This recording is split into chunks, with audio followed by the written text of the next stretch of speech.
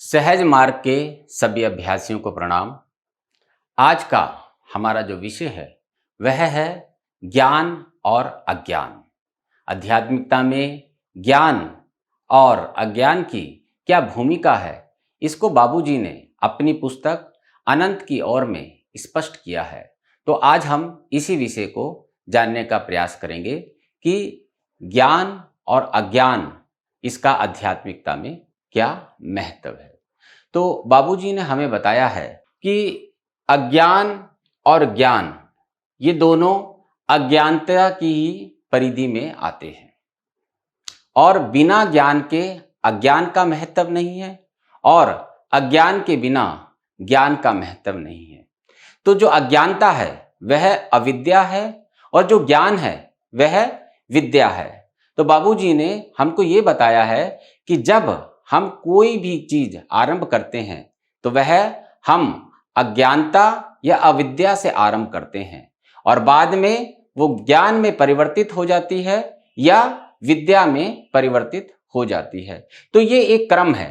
कोई भी चीज हम जब सीखते हैं तो पहले हम उसमें अज्ञानी होते हैं और धीरे धीरे वही अज्ञानता परिवर्तित हो जाती है ज्ञान में।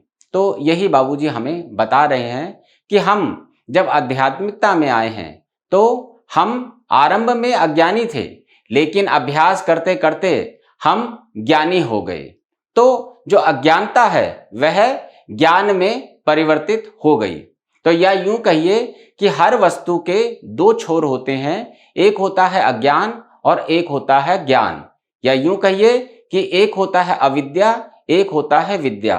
लेकिन ये दोनों ही जो है अज्ञानता की परिधि में आते हैं। तो इसको जो बाबूजी ने बताया है कि अविद्या की परिधि में ही अविद्या और विद्या आती है।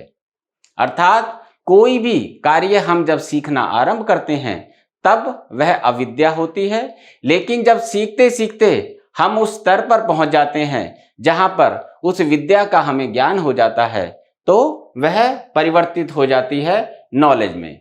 तो इग्नोरेंस जो है वो कन्वर्ट हो जाती है नॉलेज में। यह है अविद्या की परिधि। तो विद्या और अविद्या बाबूजी कहना चाहते हैं कि दोनों एक ही वस्तु के दो छोर हैं। यहां तक बाबूजी ने कहा है कि एक ही वस्तु के दो ध्रुव हैं। तो इसके आगे क्या है कि जब हम अविद्या की परिधि के पर्दे को तोड़ देते हैं, मतलब जब हम अज्ञानता से परे हो जाते हैं, क्योंकि अज्ञानता में ही विद्या है और अविद्या है। तो जब हम इस पर्दे से बाहर आ जाते हैं तो विद्या और अविद्या दोनों ही समाप्त हो जाती है, क्योंकि ये दोनों ही अविद्या की परिधि में आती हैं। तो जब अविद्या की ये जो परिधि है, इस पर्दे को आध्यात्मिकता में फाड़कर हम जब बाहर निकल जाते हैं तो अविद्या और विद्या दोनों ही समाप्त हो जाती हैं। तो अब आप जानना चाहेंगे कि जब विद्या और अविद्या, ज्ञान और अज्ञान दोनों समाप्त हो गया तो फिर शेष क्या रहा। तो बाबूजी कहते हैं शेष रहा तम की अवस्था। तम की अवस्था अज्ञानता की अवस्था के बाद है और तम की अवस्था को ही बाबूजी ने आत्म साक्षात्कार की स्थिति कहा है। जब व्यक्ति आत्म साक्षात्कार की स्थिति पर पहुंच जाता है तो वह ज्ञान और अज्ञान, अविद्या और विद्या दोनों से परे हो जाता है, क्योंकि उसका स्व समाप्त हो चुका होता है, उसका अस्तित्व विलीन हो चुका होता है। तो बाबूजी ने कहा है कि ये जो अविद्या की परिधि है, इसके परे जाने पर हमें तम की अवस्था मिलती है और यही वास्तविकता में आत्म साक्षात्कार है। मतलब इग्नोरेंस, नॉलेज, इन दोनों ही ये समाप्त हो जाती हैं जब हम स्टेट ऑफ तम मतलब स्टेट ऑफ रियलाइजेशन में पहुंच जाते हैं। तो इसके बाद क्या होता है, बाबूजी ने कहा है तो तब वहां क्या रह जाता है, क्योंकि मनुष्य का ये प्रश्न होता है कि जब विद्या अविद्या, ज्ञान अज्ञान, अंधकार प्रकाश सब समाप्त हो गया तो फिर क्या बचा। तो बाबूजी कहते हैं पूर्ण गुप्ति। पूर्ण गुप्ति का अर्थ हो गया परफेक्ट लेटेंसी। वहां पर कुछ भी नहीं रहता है, सब गुप्त हो जाता है। उसके बाद आता है पूर्ण अनभिज्ञता अथवा पूर्ण ज्ञान शून्यता। वहां पर शून्य है, वहां पर कुछ भी नहीं है, वहां पर समझने या ना समझने के लिए कुछ भी शेष नहीं रह जाता है। इसको बाबूजी ने कहा है नॉट नोइंगनेस और कंप्लीट नॉलेज लेसनेस। वहां पे किसी भी तरह की नॉलेज नहीं रहती है। तो ये अवस्था होती कैसी है? क्योंकि अज्ञानता के बाद ज्ञान आया और उसके बाद अज्ञानता का पर्दा फट गया। तो बाबूजी ने कहा है कि वो जो अवस्था है वो अबोध बालक की अवस्था है, जिस स्थिति में हम कुछ भी नहीं जानते, ना हमारे पास ज्ञान होता है ना अज्ञान होता है। जैसे एक छोटा बालक होता है 1-1.5 साल का, वह किसी भी वस्तु को नहीं जानता, उसके लिए वो अज्ञान ज्ञान सब वहां पर समाप्त हो जाता है।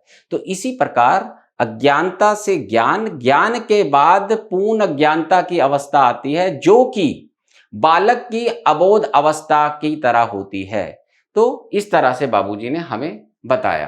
तो उसके बाद क्या होता है? जब हम आध्यात्मिक मार्ग में चलते हैं, आप जानते हैं सहज मार्ग एक आध्यात्मिक मार्ग है और हम सब एक लक्ष्य को प्राप्त करने आए हैं, वो है परम तत्व में विलीन हो जाना। तो हम अज्ञानता से शुरू करते हैं, अर्थात अविद्या से शुरू करते हैं, विद्या पे पहुंचते हैं और उसके बाद फिर से अज्ञानता पर आ जाते हैं। तो क्या है? ज्ञान का अर्थ है उसका बोध होना जो स्व से परे है। अब आपने जब अज्ञानता ज्ञान के बाद उस परिधि को पार कर लिया, पार करने का अर्थ हुआ कि जो आपका स्व है, आपका अस्तित्व है, वह समाप्त हो गया। और ज्ञान क्या है? हमें कुछ बोध कराना। तो बोध कौन करता है? बोध करता है मेरा अस्तित्व, मेरा स्व जो है, ये मुझे बोध कराता है कि ये सही है गलत है। इसमें ज्ञान की बात क्या है, अज्ञानता की क्या बात है? तो ये जब स्व ही समाप्त हो जाता है तो फिर ज्ञान का प्रश्न ही नहीं उठता। तो यहां पर बाबूजी इसका और परिष्कृत रूप हमें बता रहे हैं कि किस तरह ज्ञान भी बाद में अज्ञानता में चले जाता है, क्योंकि ज्ञान समझने के लिए अस्तित्व का होना जरूरी है। तो आत्म साक्षात्कार का अर्थ परम तत्व से एकीकरण अथवा उसमें विलीनीकरण है। जब मेरा स्व, मेरा अस्तित्व परम तत्व में विलीन हो गया तो फिर वह सोच ही नहीं सकता। जब वह सोच ही नहीं सकता तो ज्ञान समाप्त हो जाता है। तो उस अवस्था को क्या कहा जाए? तो बाबूजी ने कहा है उसको आप पूर्ण अज्ञानता कहिए। पूर्ण अज्ञानता, जैसे हमने थोड़ी देर पहले आपको बताया, बालक की अबोध अवस्था। तो इसको knowledge implies awareness of that which is beyond self. जब मेरा सेल्फ समाप्त हो गया तो फिर नॉलेज की बात ही नहीं रहती। रियलाइजेशन मीन्स मर्जिंग और वननेस विद द एब्सोल्यूट। और साक्षात्कार जो रियलाइजेशन है वो क्या है कि मेरे सेल्फ की मर्जिंग हो जाती है या वननेस हो जाती है एब्सोल्यूट के साथ। और इसको बाबूजी ने कहा है कंप्लीट इग्नोरेंस। तो ये सारा जो अज्ञान और ज्ञान का महत्व बताने की बाबूजी ने हमें कोशिश की है, वो किस लिए की है कि जब हम आत्म साक्षात्कार की स्थिति में आ जाएंगे तो हम हर चीज से परे हो जाएंगे। हम अबोध बालक की तरह हो जाएंगे। ना हमारे अंदर घृणा रहेगी, ना द्वेष रहेगा, ना प्रेम रहेगा, ना लगाव रहेगा। हम पूर्णता अपने स्व को विलीन कर चुके होंगे परम तत्व में। तो ये बाबूजी बताना चाह रहे हैं। इसके बाद बाबूजी ने हमें बताया है कि जब हम आध्यात्मिक मार्ग आरंभ करते हैं तो अंधकार के बाद प्रकाश आता है। जैसा कि हम जानते हैं आध्यात्मिकता को अंधकार से प्रकाश का मार्ग भी कहते हैं। लेकिन आप ये भी जानते हैं कि सहज मार्ग कोई प्रकाश प्राप्ति का मार्ग नहीं है, यह है स्व को विलीन करना परम तत्व में। तो जब हम इग्नोरेंस से आरंभ करते हैं तो हम नॉलेज तक पहुंचते हैं। हम अविद्या से आरंभ करते हैं तो हम विद्या तक पहुंचते हैं। हम अंधकार से आरंभ करते हैं, हम प्रकाश तक पहुंचते हैं। लेकिन जैसे ही अज्ञानता का पर्दा फटता है और हम आगे बढ़ते हैं तो हम जिस स्थिति पर पहुंचते हैं वो है कंप्लीट इग्नोरेंस, जिसको कि हम कहते हैं पूर्ण अज्ञान।